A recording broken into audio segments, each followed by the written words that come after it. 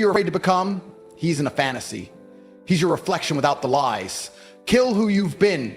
Act like the future is already yours. Or stay forgotten. Your choice. The man you're afraid to become, he's already inside you. You've just been too weak, too soft, too scared to let him out. But today, you kill the coward pretending to be you. The truth is, most people live as strangers to themselves. Not because they don't want more, but because they've been trained like obedient dogs to believe that they are fixed. That their personality, their habits, their failures, they're part of their DNA. That's the biggest lie the world sells you, that you're stuck with who you are. You're not stuck. You're just scared to destroy the version of yourself that feels safe, even if that version is quietly murdering your potential every single day. You don't need therapy, you need war. You don't need to be understood, you need to be rebuilt from the ground up, brick by disciplined brick, with the steel of self-respect and the fire of intention.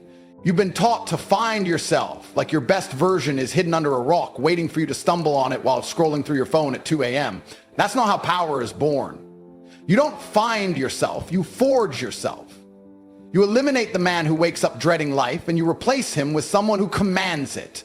Your old self isn't broken, it's obsolete, and yet you defend it. You protect your insecurities like they're sacred. You justify your procrastination with mental gymnastics. You look in the mirror and see a prisoner, not realizing you're the guard, the cell, and the key. All at once. Most men will die as versions of themselves they never respected, and that should terrify you.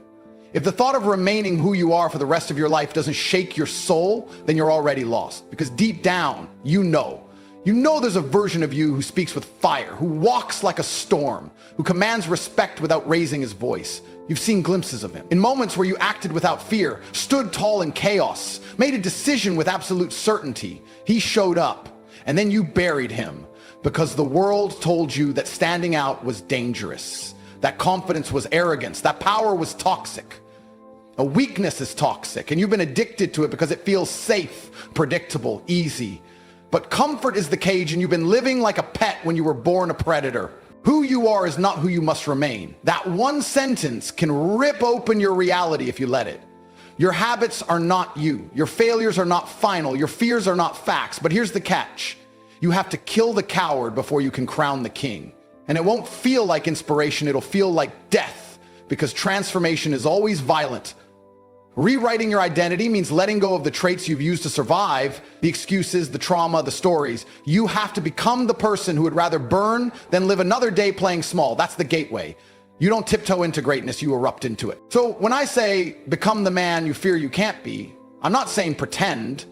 I'm saying evolve with brutality.